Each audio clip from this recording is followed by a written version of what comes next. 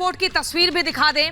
देखिए, अपने chartered plane से अब से कुछ देर पहले भोपाल से दिल्ली के लिए रवाना हुए थे कमलनाथ, और यहां पर जानकारी मिल रही है दिल्ली पहुंच चुके हैं कमलनाथ। अपने बेटे नकुलनाथ के साथ राजधानी दिल्ली पहुंच चुके हैं। ये तस्वीरें आप देख रहे हैं रिपब्लिक भारत पर, एक्सक्लूसिव तस्वीर हम आपको दिखा रहे हैं। और देखिए, एक एक करके संकेत तो यही मिल रहे हैं मृदुल। पहले अपने ट्विटर बायो से कांग्रेस का नाम हटाना, फिर अभी जानकारी मिलना कि अयोध्या जाएंगे और वहां पर प्रभु श्री राम के दर्शन करेंगे, और अभी तस्वीर यहां पर मिल रही है।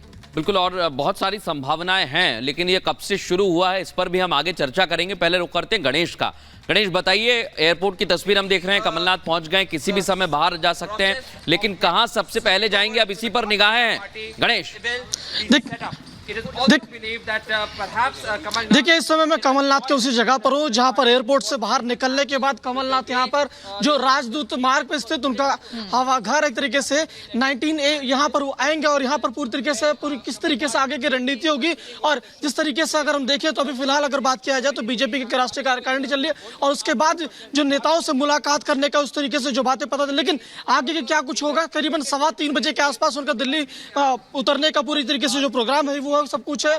और कमलनाथ का बीजेपी में जिस तरीके से अगर शामिल होते हैं तो एक तरीके से कांग्रेस का इससे बहुत बड़ा झटका होगा, क्योंकि कांग्रेस का एक तरीके से 4 दशक का कांग्रेस का पूरी तरीके से अनुभव रहा है। छिंदवाड़ा सीट एक तरीके से उनका एक गढ़ माना जाता है, और पूरी तरीके से अगर बात करूं तो पिछले दिनों जिस तरीके से विधानसभा को चुनाव हुए थे तो बीजेपी यूं कह रही थी अगर हमें छिंदवाड़ा अगर जीतना है तो वहां पर कमलनाथ से लड़ना होगा, क्योंकि कमलनाथ का छिंदवाड़ा में बहुत बड़ा एक तरीके से गढ़ माना, राजनीतिक रूप से अगर देखा जाए तो उनकी बहुत बड़ी पकड़ उस इलाके में। कुछ ही देर बाद जब यहाँ पर वो उतरेंगे और अपने इसी घर पे वो आएंगे, बताया जा रहा है कि 3:15 बजे का समय है, लेकिन जिस तरीके से अगर देखा जाए कांग्रेस से उनका इधर अगर बीजेपी की तरफ वो आते हैं तो किस तरीके से बीजेपी को इससे फायदा होगा आने वाले समय में, ये बात तो क्योंकि जिस तरीके से अगर देखिए प्रधानमंत्री नरेंद्र मोदी ने बीजेपी 370 का जो टारगेट दिया और एनडीए 400 पार, उसमें किस तरीके से पार करता है। और अगर देखा जिस तरीके जो गणेश का हमारे पास क्या कोई ऐसी जानकारी है कि कमलनाथ अपने बेटे नकुलनाथ के साथ आज बीजेपी के किन किन नेताओं से मिलेंगे, कुछ ऐसी मीटिंग को लेकर जानकारी? और खबर ये भी आ रही थी कि अब दिल्ली से सीधा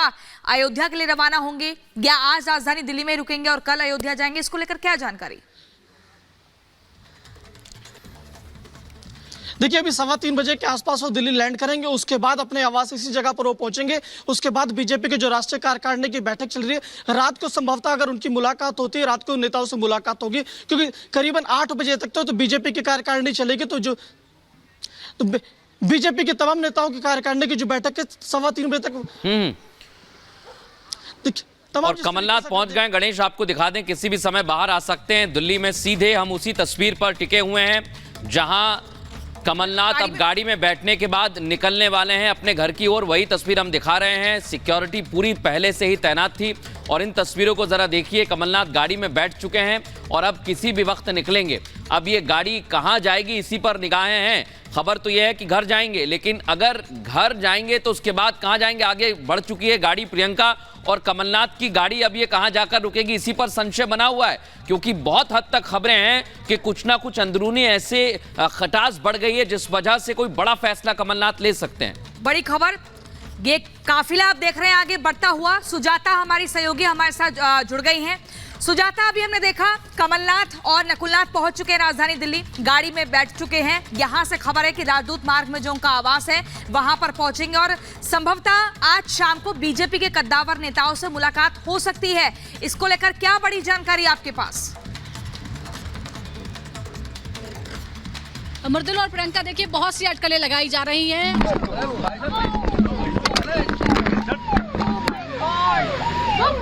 अशोक सिंह को अपने राज्यसभा का उम्मीदवार बना दिया था, तभी से ये माना जा रहा था कि क्योंकि खुद कमलनाथ भी राज्यसभा जाना चाह रहे थे, लेकिन उनको एक झटका लगा। और इससे पहले की अगर हम बात करें तो जब विधानसभा के चुनाव हुए और जिस तरह के नतीजे आए, उस बात को लेकर भी आलाकमान के साथ खटास जो है वो पैदा हो गई थी, क्योंकि ये कहा जा रहा था कि चुनाव का पूरा कैंपेनिंग कमलनाथ ने अपने कंधों पर लिया। जो वो चलाना चाहते थे उन्होंने अपनी चलाई, फिर भी नतीजे खराब हुए। और उसके बाद से जिस तरह से नकुलनाथ की फोटो जो है प्रधानमंत्री के साथ मुलाकात की वो वायरल हो रही थी, थी। उसके बाद नकुल नाथ ने अपने जो एक्स अकाउंट है वहां से कांग्रेस हटा लिया। उसके बाद लगभग तय हो चुका था, लेकिन बहुत से सवाल हैं। कांग्रेस के बुरे दिन चल रहे हैं, इसीलिए एक ऐसे नेता कमलनाथ सरीखे नेता जो 45 साल तक कांग्रेस के साथ रहे। बिल्कुल सुजाता, जो आप जानकारी दे रही हैं इसमें दो तरह की जानकारी आई थी। एक फैसला यह भी बताया जा रहा था कि कमलनाथ की जीत हुई है क्योंकि मीनाक्षी नटराजन को लेकर वहां बड़ी चर्चाएं थी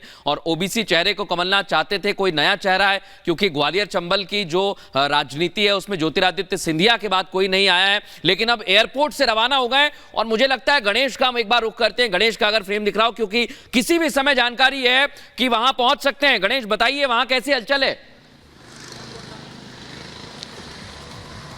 देखिए फिलहाल अभी तक यहाँ पर पूरी तरीके से यूं कहें कि एक दो लोग इनके जो कार्यकर्ता है वो भी यहाँ पर देखने लगे हैं। और जिस तरीके से पता चल रहा है कि एयरपोर्ट से जब बाहर निकल चुके हैं, लगभग अगर बात किया जाए तो 30 से 35 मिनट का समय लगेगा और आने के बाद क्या रणनीति होगी वो देखने वाली बात होगी। क्योंकि जिस तरीके से अगर हम देखें तो इन नेताओं ने अपने कांग्रेस जो ट्विटर पर जो अब एक्स हो गया है वहां से अपना कांग्रेस जो हटाया है, देखने वाली बात होगी कि आगे की क्या रणनीति होगी।